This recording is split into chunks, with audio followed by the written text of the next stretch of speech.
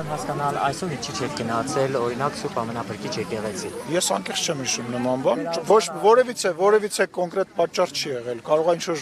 օրակարգի հետ կապված։ Կրկնում եմ, որևիցե, ես նույնիսկ չէի հիշում ձեր ասածներ։ Անկեղծ չեմ հիշում։ Երևի ստեղ եմ եղել եկեղեցում, կարիք չեմ գտնել երկրորդ անգամ։ Եկեղեցում ծափահարում էին, հա, ոնց որ։ Բայց վարչապետը խնդրեց, որ նման բան չանեն։ Եթե մոտիկից ուշադիր լինեի, կտեսնեք դա մարդկանց ցանկությունն է եւ վարչապետը խնդրեց նման բան չանել։ Հաջորդ չէ, եւ այսօր չէ, սպասի։ Հերթով գալիս ենք։ Դու առավելևս դուք արդեն հարցը տվել եք։ Սա ձեր երրորդ հարցն է։ Եկեղեցու շուրջ Հայաստանում եկեղեցու շուրջ տեղի ունեցողը համեմատում են Մոլդովայում, Ուկրաինայում եւ Վրաստանում տեղի ունեցողի հետ։ Ռուսաստանն է համեմատում։ Ոչ, Հայաստանում։ Ո՞վ է համեմատում։ Ռուսական ազդեցության գործակալները։ Ես Մոլդովայի, Ռուսաստանի, չգիտեմ որ երկիրը բերեցիք, Ուկրաինայի պաշտոնյան չեմ։ Ես ոչ թե Վրաստանի պաշտոնյան եմ։ Հայաստանի ավարտեք։ Հայաստանում եկեղեցու շուրջ տեղի ունեցողները համեմատում են Մոլդովայում, Ուկրաինայում, Վրաստանում տեղի ունեցողի հետ։ Եվ կան այդ գործողություններում հաջողված դեպքեր եւ կան չհաջողված դեպքեր։ Դուք այդ նույն կենտրոնից եք առաջնորդվում եւ եկեղեցու շուրջ իրականացնում այս քայլերը։ Շնորհակալություն։ Որտեղից եք հարցը տալիս, կասեք։ Դուք այլ երկրի գործակալ եք։ Չէ, դուք որտեղից եք ուղղորդվում։ Այսինքն ով է ձեզ թույլ տալիս ինձ հարցնել Հայաստանի Հանրապետության ընտրված բարձրաստիճան պաշտոնյային հարցնել, որ ես որևիցե տեղից ուղղորդվում եմ, դուք դրա իրավունքը չունեք։ Ես պատասխանում եմ ձեզ, դուք դրա իրավունքը չունեք։ Այ դուք դուք նմանություն չեք տեսնում ձեր հարցերի եւ այլ երկրների հերոստալիքներից հնչող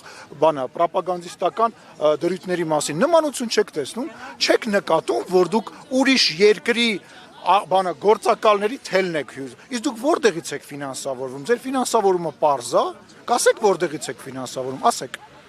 Կարող եք տեսնել ABC մեդիայի կայքեջում։ Ես շատ կասկածում եմ, որ այնտեղ ֆինանսավորման մասին որևիցե տեղեկություն կա։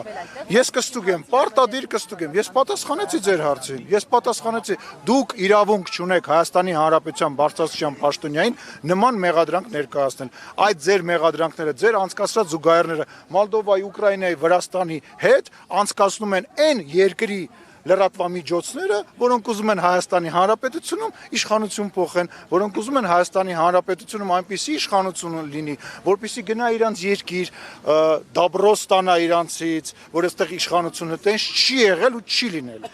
Պարոն Սիմոնյան, հարցը վերաբերում է Գյումրիում։ Ես կստուգեմ ձեր բանի տվյալները, ես վստահ եմ, որ չկա։ Անօթևանության խնդրի լուծմանը կառավարությունը 2022 թվականից որոշում կայացրեց մինչև 27 թվականի հունվին ազատել տնակներից ամբողջությամբ, բայց մեր ուսումնասիրությունները ցույց են տվել, որ դուքությամբ դերևս ոչ մի քայլ չի արվել։ Ինչն է պատճառը, ինչով։ Ես չեմ կարող այդ հարցին պատասխանել, որովհետև դուք ճիշտ նշեցիք, կառավարությունը ասել է, բայց ես չեմ կարող կառավարության գործառույթի մեջ մտնել եւ ասել, թե ինչի չի եղել, կառավարության ներկայացուցիչները այստեղ կան, կարող եք հարցնել իրենց, ներողություն եմ խնդրում իմ չիմացության համար, բայց գործի բերումով ես դրա հետ չեմ առնչվել դեռ։ Անինա մի րոպե, ես գալու եմ ձեր մոտ հարցազրույց։ Օրը փոխապես լսում եմ ձեզանից։ Ինչ իրավունք ունի վարչապետը խնդրել որևէ հոգևորականի պատարագից զեղչել վեհապարի անունը։ Դա որտեղ է գրված։ Վարչապետը կարող է այդպիսի հրահանգ, խնդրանք տալ։ Ես չգիտեմ, խնդրանքները ինչ որտեղ գրում են։ Չէ, բայց